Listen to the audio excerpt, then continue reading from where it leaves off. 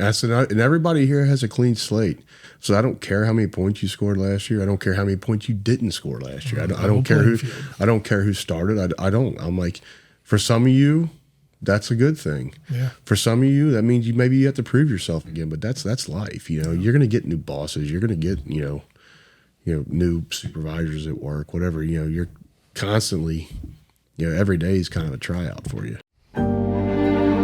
Welcome to the FocalFlip podcast. Every week we take a deep dive into the mystery and stigma behind mental health and explore real-life stories of struggle and triumph. We aim to educate and encourage others as we bring together a diverse group of guests. From the streets to sanctuaries, classrooms to boardrooms, mental health does not discriminate, and neither do we. Prepare to laugh, prepare to cry, prepare to be changed. Let's get into it. All right, hey everybody, welcome back to the FocalFlip podcast. It's Mike, your host, and I'm with my boy Sam Elsbernd. Sam, how are you? Good, man. Good. Thanks for having me out here. I live about 15 minutes down the road. It was a nice ride out, passing horses and stuff on the way in. Yeah, man, it's a little bit different. It's a little serene. Yeah. We got this. I had to come out here and heal, man, for several years. So I'd say you found the right place. Yeah, well, thank you. I appreciate it. So I'll give a brief introduction here to Sam because I'll let him introduce himself. Sam Elsbernd is the new head coach of the Holmes High School boys varsity basketball team. He's an alum from there. I believe he was at Pendleton before, and that's when I first started kind of following you as a coach. I followed you a little bit as a player, just because I'm a big Dave Henley fan, and I had to play against him as a player, Yeah. And so I just found it fascinating. A lot of these the Holmes guys, I have friends from 2003 era from Holmes. Sully's a Holmes guy, and here is Holmes has this unique opportunity to hire a new coach. And then here comes one of their own. Mm-hmm. And I'm passionate about that kind of stuff. Yeah. I love history. So, I thought it was unique to get your perspective today of, your mindset on the game, what it was like coaching, and then when the Holmes position opens up, mm-hmm. I'm ready to hear kind of your mentality as you went forward towards it. Just like when the job came open itself. Yeah. Well, when I left Pendleton, I was at Bracken previously. That I was the girls' coach, and before that, I was actually Bracken's boys' assistant. That's kind of where I got my start in teaching when I got out of the Navy. When I left Pendleton, I helped Franzen out at Brossart. Oh, cool. Last year. Really enjoyed my time there. We were young, struggled, and we actually played them Tuesday night, but we played a bunch of freshmen, sophomores, a few juniors. We had 3 juniors. Then the rest were like sophomores and freshmen last year. So it was tough. So, the season ended and, Ben's like, hey, what are you going to be looking to do? Are you wanting to come back? I'm like, well, yeah, and I said, but, if the right opportunity comes along, I'm going to look at it. And I had started, when it came open, I got some phone calls, from people that are kind of in the school, people that are not in the school, just graduates that I, grew up with, stuff like that, around my age, a little bit older than me, a little bit younger than me.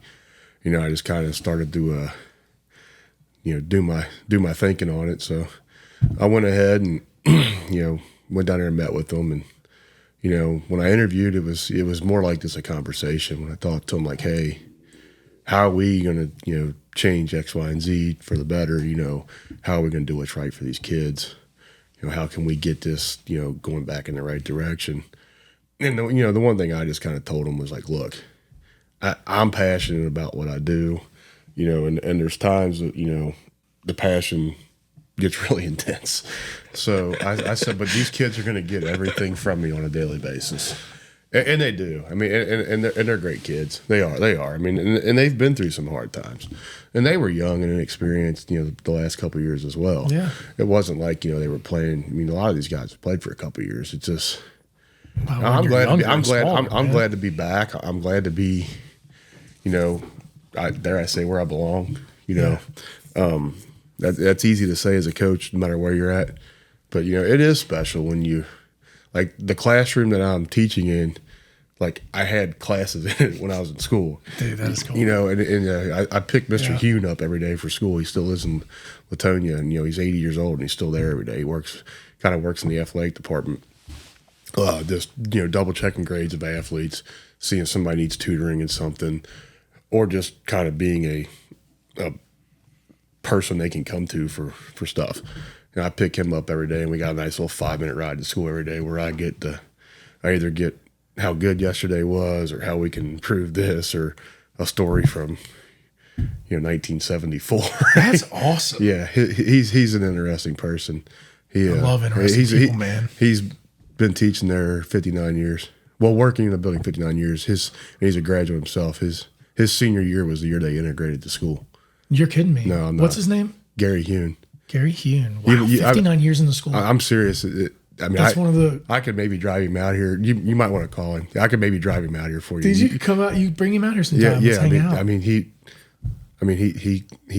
That's got uniqueness written all over it. 80 years old, and he's sharp as a tack. Dude, I'd lean in on those guys with so much wisdom. Best math teacher I've ever had. I'm teaching this resource senior math class in special education. That's what I teach. Yeah. And I'm not a mathematician, but like once I figured out how to like balance a checkbook and add the points up in the game, like, the minute you put letters into it, like I was really, done. yeah. You're like, I can get through like an algebra one. No, we're good. We're good. Like I'm gonna do the best I can. But like they always talk about like use your resources. Well, he taught math for 50 years. So I'm like, can you come down to my class a couple times? It's just one period a day that I'm teaching. It's no better resource than that. But I'm saying there's like 9 kids in the class, and they're great kids. They are. I mean, they work hard. So I'm like, can you come down to the class and just like help me with something a couple days a week? Like if I'm confused on it, he's like, yeah, no problem. Wow. So he's like, that's really cool. He's like, sitting there in his chair, and I'm at the board explaining something. He's like, yeah, that'll work. Oh no. Erase this and put the. Let's try this method, and I'm like, it's like I'm 16 again with him in the room. That's really neat. Yeah, it's pretty cool. Isn't it? I enjoy. That's what I do.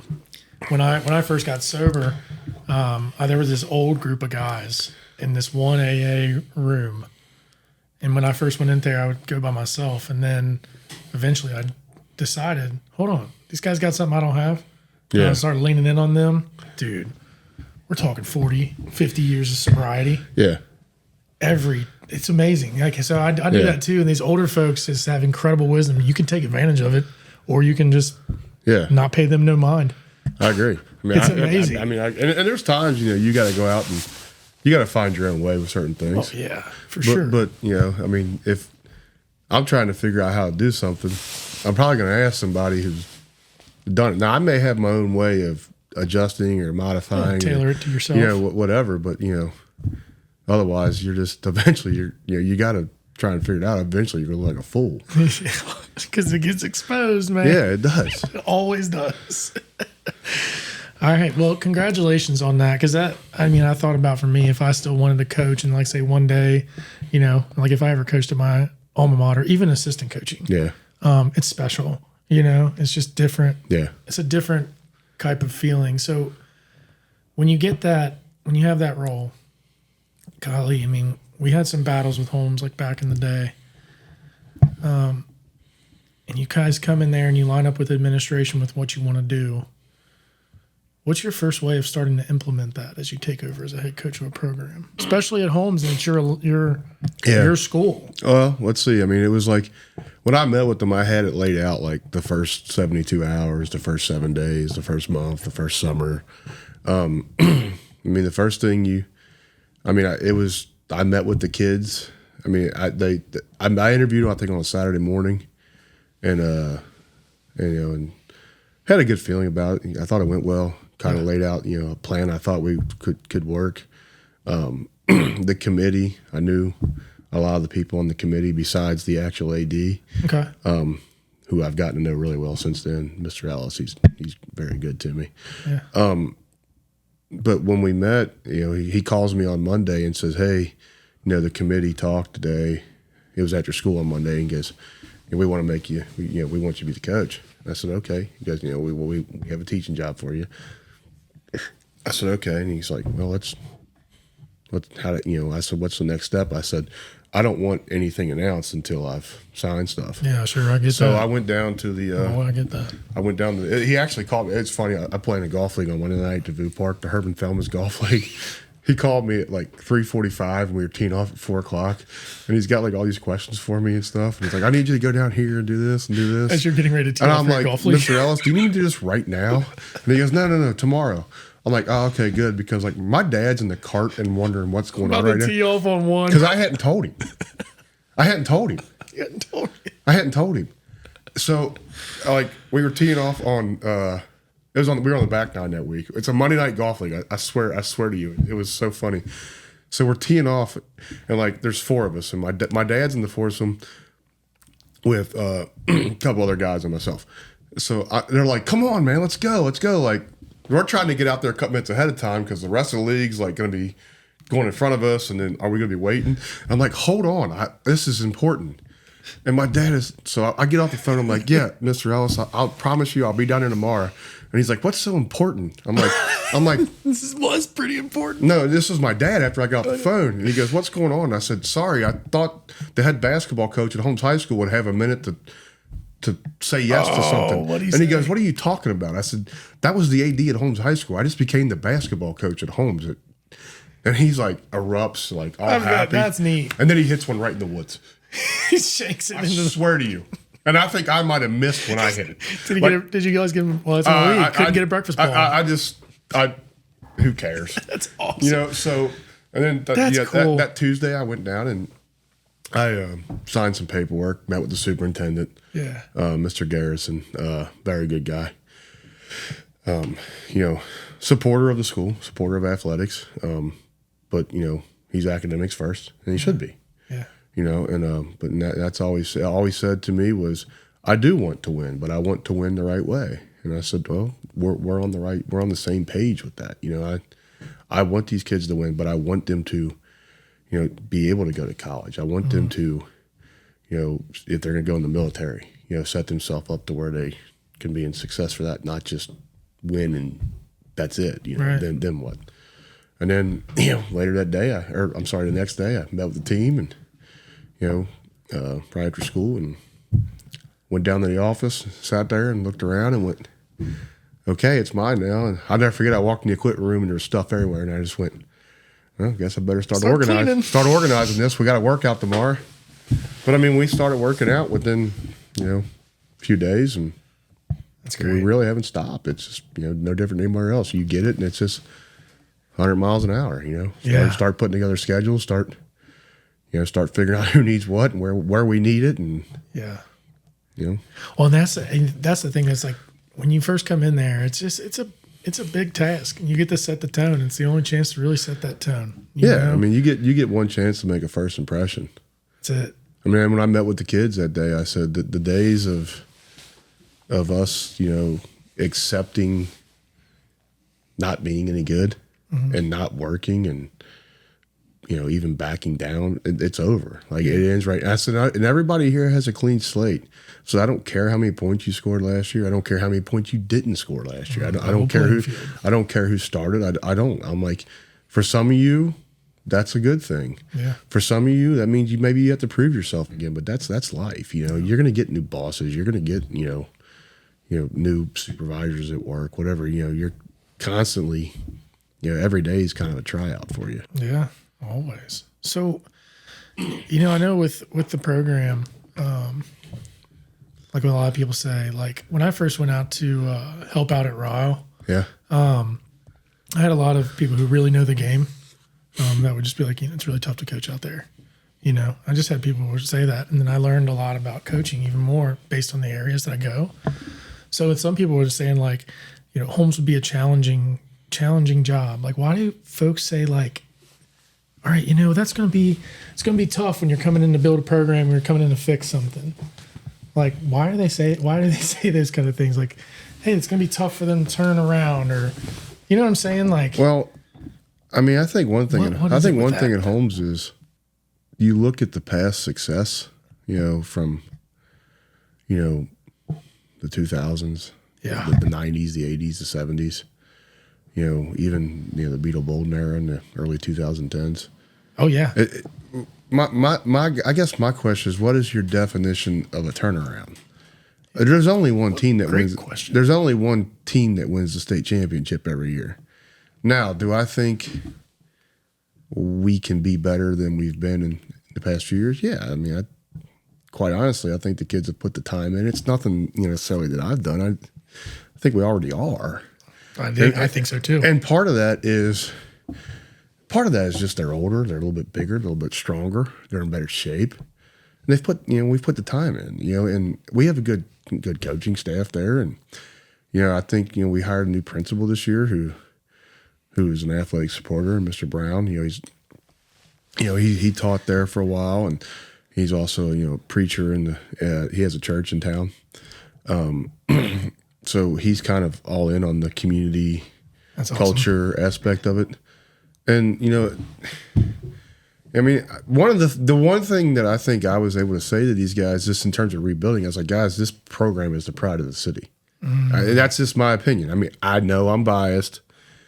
I get it. I played there like the whole 9 yards, but I mean, when you think of Holmes from an athletic standpoint, you think of basketball.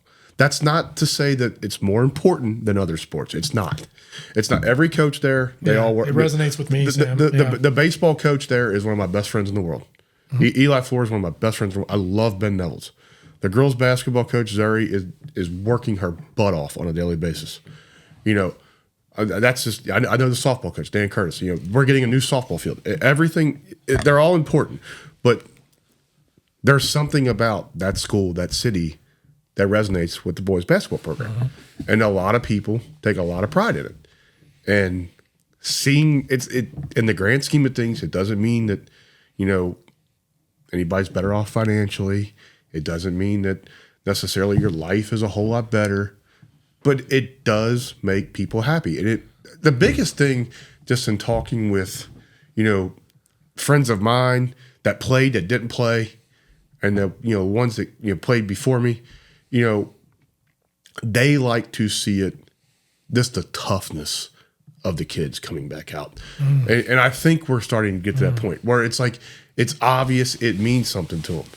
And if that's from me being there, then great. I'm glad that's the case. If it's not, then either way, I'm still glad that these kids are starting to believe in themselves a little bit and work hard towards, just when you say rebuilding the program, just more like you building your thing. Yeah, I mean, like it's more.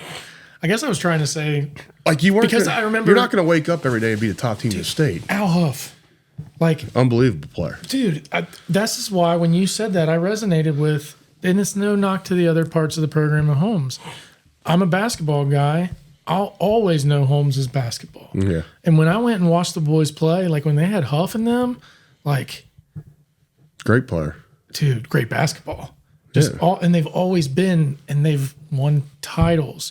So that's why when I say that, it's like when there's areas that have so much talent and such good kids in those areas, and then you're like, okay, they had struggling seasons, and you always hear people be like, well, what's it going to take to come in there and turn around? Well, a lot of folks don't even know how tough your district is. Well, the other thing is, you see what I'm saying? It's always a challenge. When I was in school, there was 1,500 kids there. We're below 1,000 now. Are you really? Yeah, I mean that's not necessarily a bad thing. Doesn't mean you can't be successful. Doesn't mean you can't win. I just didn't realize it was that. I mean, just in general. I mean, suburbs. There's a new subdivision built. Every day it seems like somewhere. Covington. It's not that it's necessarily getting smaller. It's just, I guess there's less kids there, and there's a part of town where it's kind of turned into like younger professionals, living in that area, down towards the Mainstrasse area and stuff like that. It's just older cities go through transformations from time to time, but there's still pride there. Yeah, there's still pride there. And there's still people who take pride in being a Holmes graduate and even take pride in having their kids at Holmes. That that's what they do. It's what it means a lot. They have their BA program they had back in the day. Talking about the IB program? IB program, I'm sorry, that's what it is. Legit. Legit. And we still have a great AP program. Yeah. And we have a bunch of kids that are in, I think it's called the YSA program, where they go up to NKU. Smart. And I mean, I got two starters they spend their whole day at NKU. Yeah, they're so smart. I mean, they're going to walk out of high school with an associate's degree or close to it. Sean Clifford and Dom Scott. Shout out, fellas. Yeah, That's legit. I mean, they're smart kids. That's what it's all about, man. Yeah, I mean, these guys they're halfway through college and high school. I mean, I wasn't halfway through college when I was 25 years old. Like, I'm proud of them. Like they've set goals for themselves and they're working towards achieving them. I love that, and that's one of the reasons why I texted you and had you on, because congrats on these dubs here lately. Because I don't want to stroke your ego. I say that to a lot of these people because I really don't want to stroke egos, but yeah, it has a lot to do with you. You have great kids, but getting these dubs already and just watching that has to be something that you enjoy. Yesterday they're capable, and just seeing that when we played East Carter yesterday, and it was pretty obvious 5 or 6 minutes left to go in the game that we were going to win it. We were kind of controlling just everything, and we were up double digits, just like that. We were up 16, 18, like 3 steals in a row, 3 layups, just being solid, defensively. And then we were playing down there at Mason County, and there was only Fieldhouse, baby. Yeah, and it's great, but it's one of them deals where there's like 6, 7 games there one day, so you got like the crowd from the game before us just kind of left unless they were staying there all day, and then we bring our fans, which it's an hour drive. They bring their fans, it's an hour drive, so it's not gonna be a lot of people on a Saturday, 2 weeks before Christmas. Yeah. So there's not a whole lot of people in there, and I just kind of took a second and looked around and looked at our kids, and I'm like, it's been a long time since they've experienced, like since they've got on the bus and just went and took care of business. But they were acting like they should be, and that was what I was most proud of. Like they were acting like it, the old saying, act like you've been here before. I never had to say it. That's what I was happy about. Like, I pulled the kids out. It's the expectation, man. Yeah, I pulled the kid. I kind of set the expectations. You kind of put you put like the JV guys in with a couple minutes left, and I made the comment, hey, make sure we clean up the bench when this ends. Go through the line, do it with class. Just say good game. And one of the kids says, "You want us to start cleaning it up now?" And one of our seniors just goes, "Man, we're good." They sat here and watched us play for 30 minutes. Like, let's just stay involved in the game. And I was like, I don't have to turn around and say this. Like, these guys right now, that's where they're at mentally. Like, then I think we're good. Like, boy, that's a great feeling. It is. I mean, I think it truly is. Yeah, that's a humbling feeling. Golly, that's good. I love it. I love ball. I could sit here and talk forever. Seriously, man. I never really had a chance to meet you. I got to see you, out while you were coaching at Pendleton when you'd be kind of conversing with some other head coaches. But I never really got a chance to meet you yet. So, it's cool. Sam's going to be leaving here because he hangs out with his pops on Sunday, don't you? We're good, man. I got time. I just think that's cool. Like, those are the things that people. That's what I like to talk about with people, is like what we do outside of this stuff. Yeah. Because when it comes to coaching kids, building programs. Goodness, there's just so much to it. So for you, it's a lot of weight to carry, a lot of responsibility to carry as well. So for you, how do you keep yourself? How do you de-stress after games? Like, what's your methods to your madness? You're a passionate guy. You love to coach. You love kids. Do you get frustrated? Oh, yeah. Do you get frustrated when games are over? I mean, do you carry the frustration? What's it look like for you? There's been times I have. Yeah. I'll be the first to admit that. I try my best to, like, win or lose. Not like our locker room at Holmes is a little bit different situation than I've had in the past. You gotta go downstairs in the field house, and like the laundry room's right there. And if it's like a home game, I typically try to just maybe let's collect the uniforms, get those in there, into the washer, let it run its cycle. That's 20, 25 minutes. And then, you've kind of had your, time to decompress. Yeah. And if you win, it's easy to want to run up there and, hey man, yeah, we're the greatest thing ever. You know what I mean? Yeah. And if you lose, it's like, well, if you don't go up when you lose, but you come up when you win, like, how hiding now. I don't know. So like, you know, I try not to say a whole lot after a game, you know, that I might regret the next day, which is something I probably didn't do, you know, 10 years ago or, you know, especially if your effort's there and you just play somebody and get beat. I'm not saying I'm happy with it. It's just, you know, okay, we know what we need to get better at. Yeah. The only time I've ever really gotten like is when our effort or our attitudes are bad. I mean, I haven't experienced that here yet. You know? I haven't, you know, other places in the past, and it's not been a lot.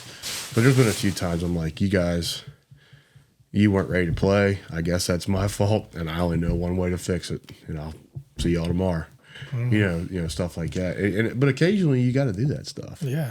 You know, to get your point across. But do you take a lot of time being hard on yourself? Are you hard on yourself at all about it? Are you? Yeah. I'm hard on myself about everything. Yeah.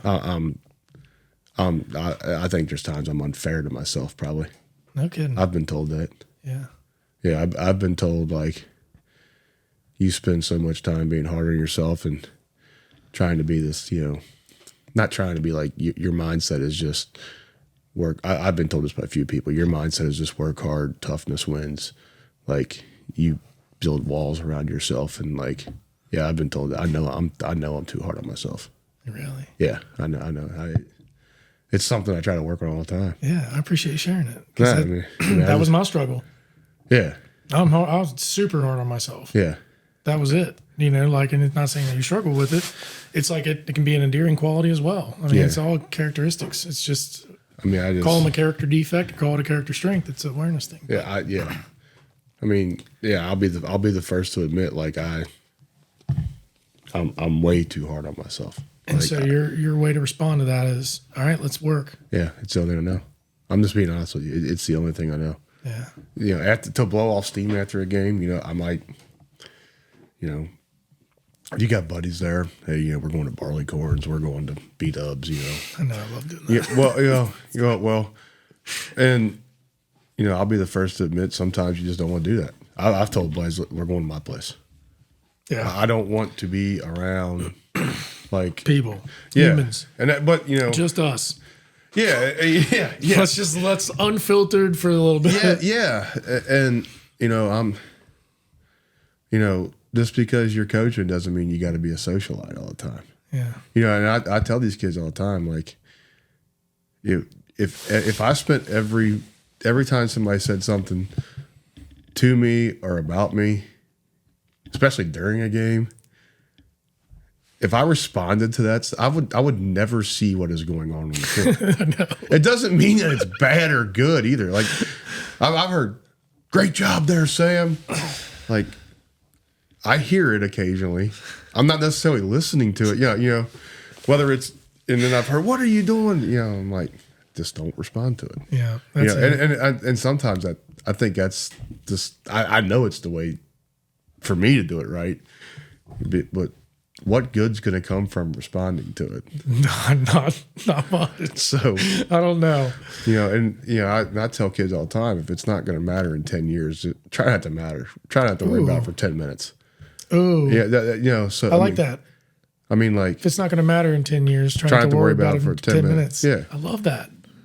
Yeah, you're going to make the quote. You're going to make the quote of the day too. Yeah. Okay. I like that. That was quote of the day. No, that's cool. I do like different quotes of the day. I mean, that's just that was. Yeah. You know, so I asked you, is this going to matter for you in 10 years? You know, and I even said about basketball, is being a Holmes basketball player going to matter to you in 10 years? Some of them say, yeah, it did matter to me. I like it when they say, yeah, it will have mattered to me. It's been 20 years. It still matters to you. Still mattered to me. Yeah. And Simon still matters to me. Yeah. It really does. It should. I mean, I love it. I mean, I'm sure, you know, when Simon wins a big game or wins a district or, you know, if, you know, when Trent's in the regional tournament, he gets to win. I mean, I know he's come really close to winning quite a few of them. Yeah. I'm sure you've done text messages between you and him. Yeah, like, hey, man, congrats. You know, it's still hey, keep your head up. You know, hey, it'll be all right. I know it's still Yeah. It should. I mean, there's pride. You take pride in that stuff. I know. And when I moved back out here to Independence a few years back was when it was just like, man, it feels good to be right straight from the school, and I can catch the boys a lot. And so this year's my first time actually being able to do it. Yeah. And it's like, all right, and it's cool. It's fun. And with what I do in mental health, like with bringing these coaches on, I want everybody to see how they think, how they operate, how there's genuineness, their heart, there's passion. Sometimes there's like people are misunderstood because they do not understand what it takes to build a team towards a goal, to accomplish something. There's a lot that goes into it. Yeah. I mean, so much. That's why we feel this heavy responsibility and why we are hard on ourselves, because we know we are meant to be leaders. Yeah. I mean, doing what we love. Yeah. And the thing about it is I know that, but like, that's just our personalities. It's just who we are. Like, you just had Dorning in here. Like, he and I got a lot alike. Yeah. And he's, in the suburbs of the school, and I'm in the inner city. Yeah. But he and I are a lot alike. And I imagine if you went and watched our practices, I'd imagine it's a lot of the same stuff and a lot of the same things. It might be. Being said, I mean, he was in the Air Force. I was in the Navy. I think he's the Air Force. He was Air Force. You're Navy. Yeah. I thought he was in the Air Force. I know. I thought it was Air Force. Yeah. Thank you for your service too, Sam. Thank you for saying that. Always. No, but like I imagine that's a lot. Like, we were talking one time, I think it was about a year ago, just he and I, and we were talking about like when kids are late, and he's like, being late is selfish. I love that line. I'd never made it sound so simple. I stole that from Nick. Being late is selfish. Yeah. Because Coach Henley's, his famous line was, if you can't be on time, be early. Okay. That's mine that I use. Well, it is true, but like, to be on time is to be late. But that's kind of his way of being, like Coach Henley's, Southern drawl he had, country twang. Shout out Coach Henley. Yeah, Coach, God, he was the greatest, man. I loved him. Yeah, I hated playing against him. But no, I got that from Nick. Being late is selfish. So you're being selfish. That's what you're telling me. You're being selfish towards your teammates. It's not as You're being important selfish towards your coaches. And that's a great. And I understand sometimes things happen. I understand sometimes mom or dad's car didn't start. But if you're someone who's habitually, you're selfish. Yeah. But if it's the little things and it's something because you're doing it frequently, that becomes your frequency. And that's on you. Exactly. And that's an effect on the team. Yeah. So guess what? However many roster spots you got, that one person does it. Yeah. It matters. That's a what do they call it? A jink in the armor or whatever they call it. And that's what some people don't realize about coaching too. When it comes time to like make a team, like when you're forming your roster. Yeah. Everybody knows, who their top 8-10 players are. Yeah. Okay. Yeah. But you think back to when you were in high school, and I was one of these guys, man. Like, I wasn't going to play a whole lot. Like, you're competing for a roster spot. So that person, you're going to want those to be dependable people. Okay? Mm-hmm. Preach. You're going to want those to be dependable people. And especially when they're younger. Mm-hmm. Especially when they're younger. I reward like freshmen and sophomores that are dependable.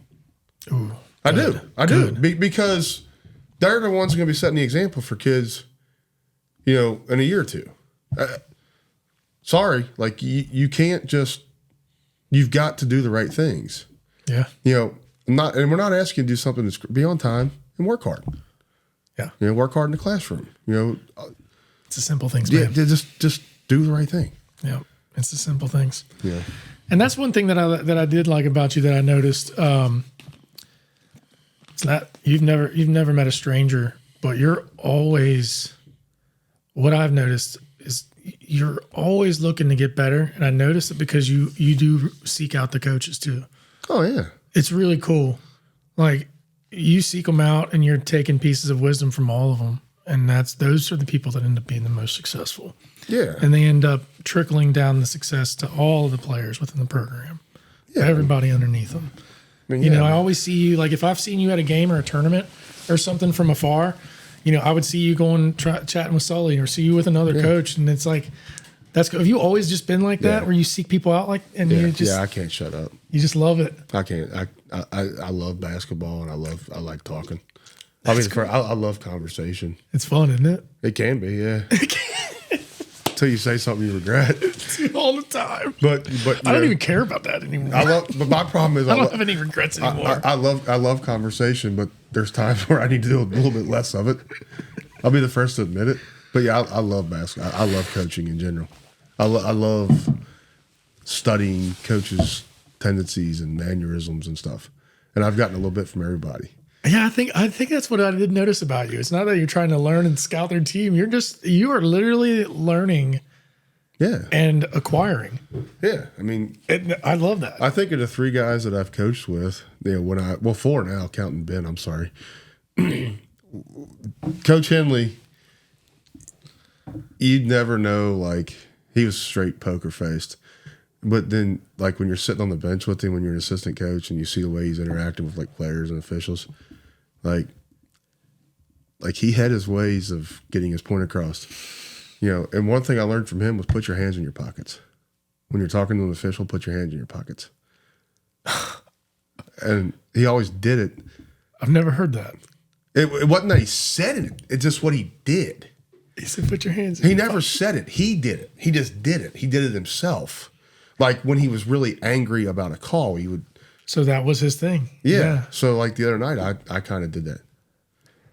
Like, I figured it was better than, what an the pointing of the fingers. Yeah, it's actually an interesting perspective, because if I was officiating that, or if I was like, if you're watching it from afar, how would you know what's truly being said? And by the way, that's a great.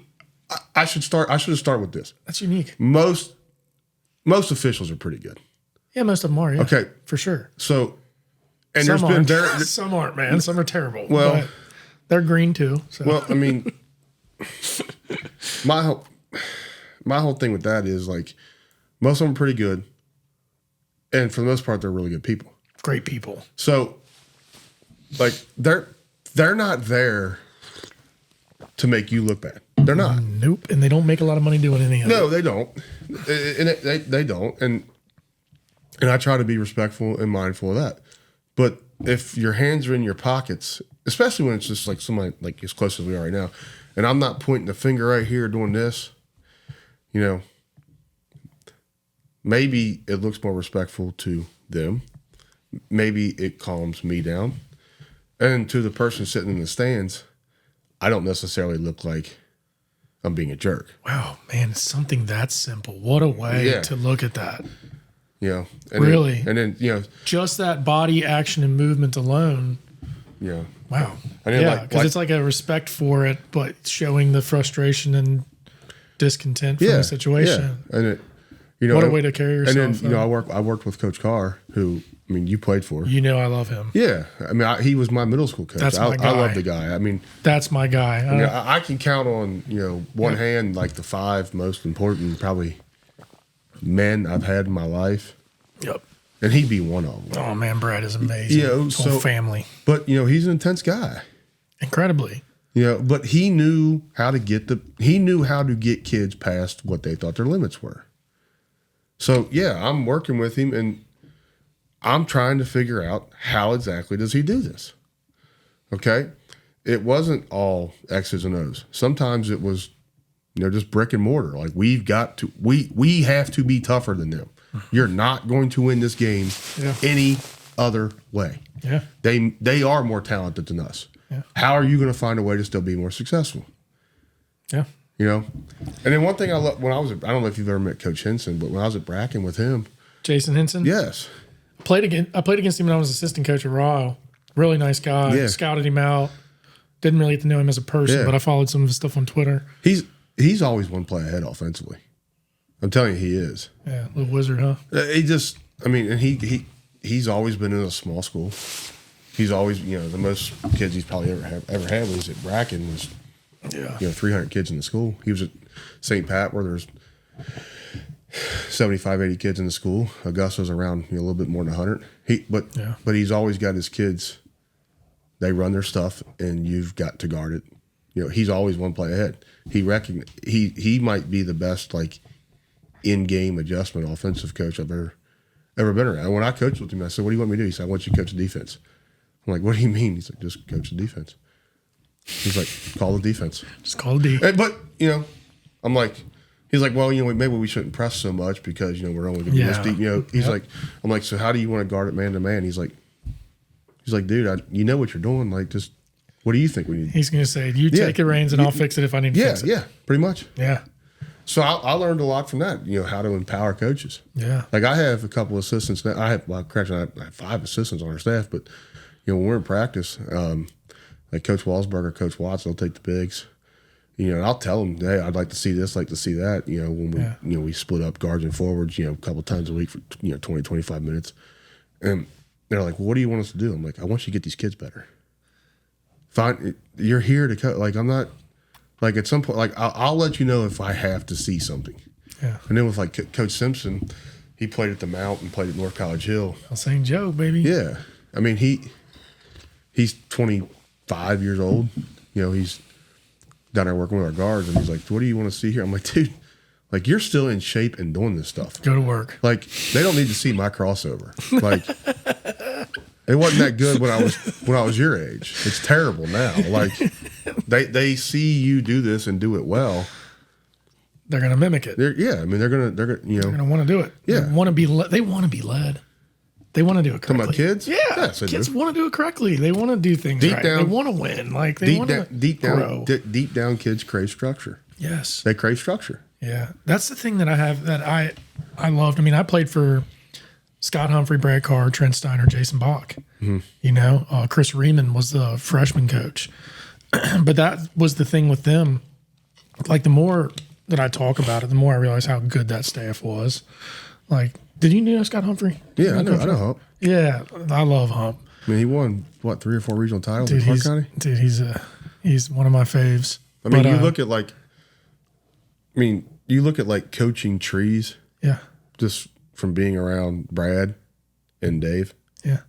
Like, so you got Hump and all his guys, Dave and all his guys. Yeah. And I've got all these people.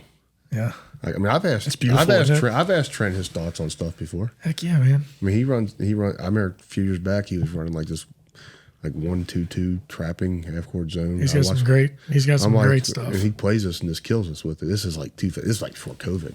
Yeah. I called him the next day. I'm like, how you doing this? Yeah. Like, you got to tell me something. Dude, Trent, Brad, and Hump have responded to me every time over the years, ever since I've played for them and graduated. Every time. Yeah. If I needed something or if I had to talk about something, or even if I just would reach out, always. Yeah. You know, and Brad and I had a special connection.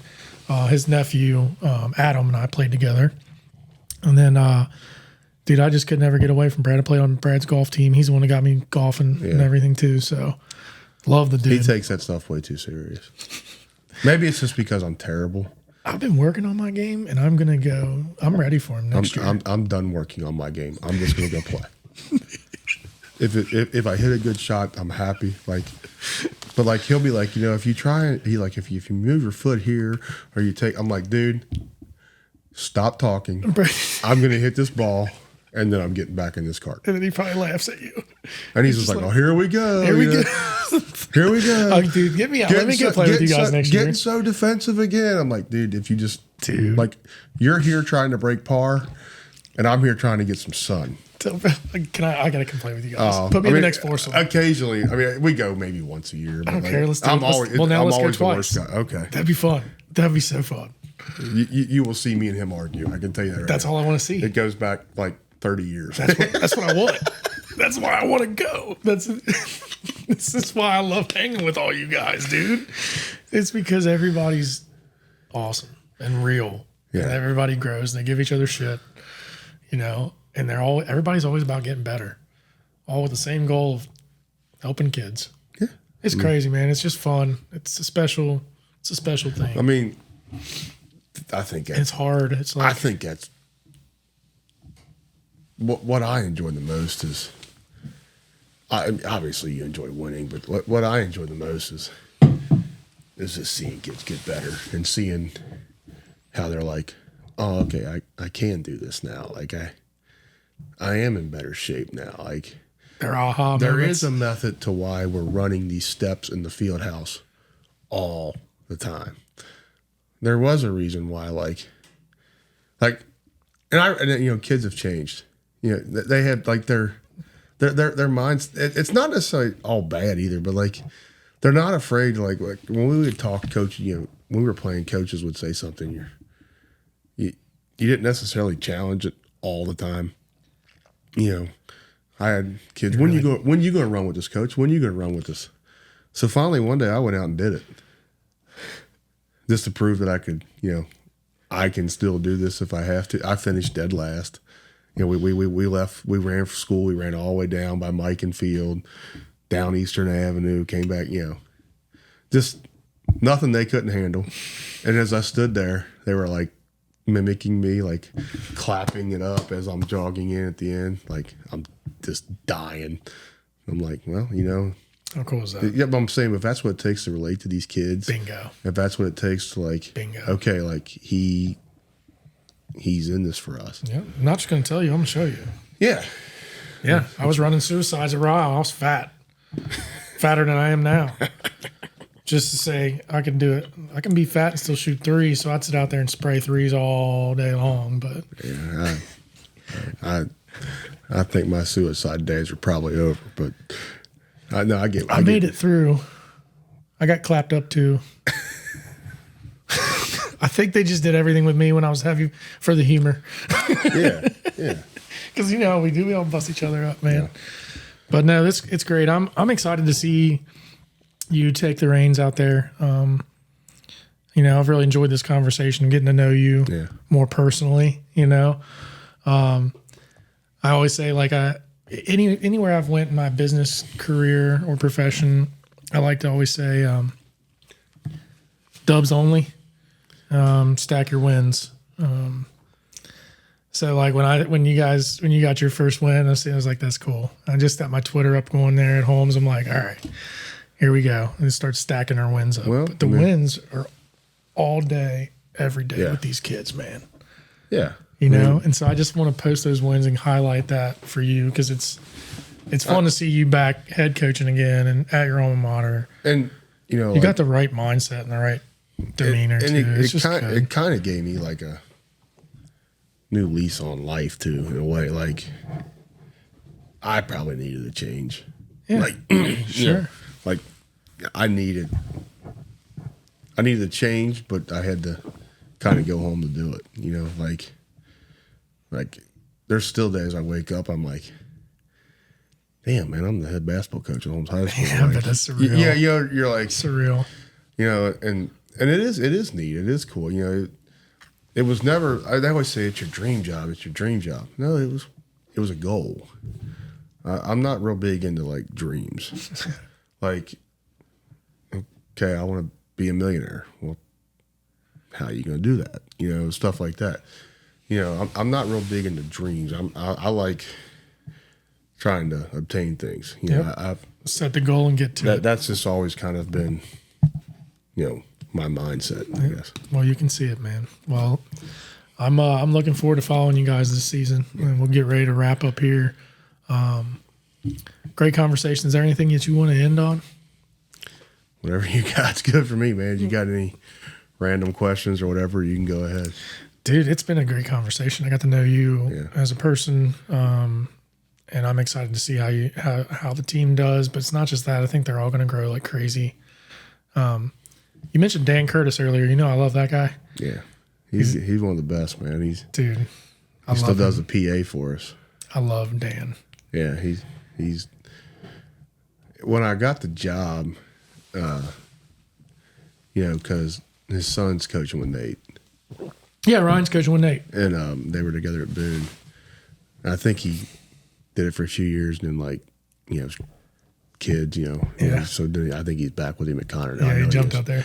So when I got the job, I called Dan. I was like, hey, just want to make sure, you still want to do the PA? And he's like, I don't know how much longer I'm going to do it, but if I got to be there for your first year, man. He's like, but eventually I'm going to go be watching the grandkids. And I'm like, I get it, man. Like, I completely understand. Like, yeah. Like that time comes for everybody where, other things become, they take precedent, and they should. Yeah. Nothing's forever. I mean, I realize that, but I did get a kick out of him kind of saying that. Like, I thought it was pretty neat. Dude, he's he's a great guy. He busts my chops nowadays because we work DMAC camp together, and we were just doing some free throws with the little kids. Dan Curtis has the best granny shot in the tri-state area, maybe even a larger region. The man still has a granny shot that is pure as gold. Shooting free throws? Dude, legit. Hey, I did not. And I bust him up every time. I laugh. He literally will just get, if I'm around and something, he'll grab a ball and just go shoot one like it just to troll me. Just to show you. Like, I'm just like, and he'll laugh like crazy. I'm like, damn, that's unbelievable. and then you try and do it, and I don't even try to do it anymore, Sam. It's stupid. I'm just making a fool of myself. Dude, I'm a 40-year-old that would rather Euro step and get to the rim than shoot a granny shot. Yes. You know? Yeah, it's like the pride gets in the way. Like, So, no, yeah. no. Well, we'll end on a fun note like that. Best wishes, man. Come back out, hang out anytime. Yeah. I'm going to have a bunch of coaches out, probably in the springtime, just a big shindig, hang out. Hopefully we'll do some golf stuff down the road in the summer, fall next year, maybe do an outing or something, mental health related. So hopefully I can get out there and play a little golf with you guys and throw some in the woods too. Yeah. Well, I'm not going to hit it very far, so I'm not the best scramble player. Who cares? I'll be the first to tell you that. It's the fact that you're on the tee box and you're not doing anything else. That's all we care about, right? So every now that's one way of de-stressing right there is just letting the sun hit you in the face on the golf course. Yeah, and just going out and laughing and hitting. So, all right, brother. Well, I appreciate you coming out, man. Thank you. We'll see you, buddy. Thanks. Okay, you ready to wrap this thing up? If you like FocalFlip's videos, my dad's videos, go to YouTube, Spotify, and Apple, and like and subscribe to be updated. I love it.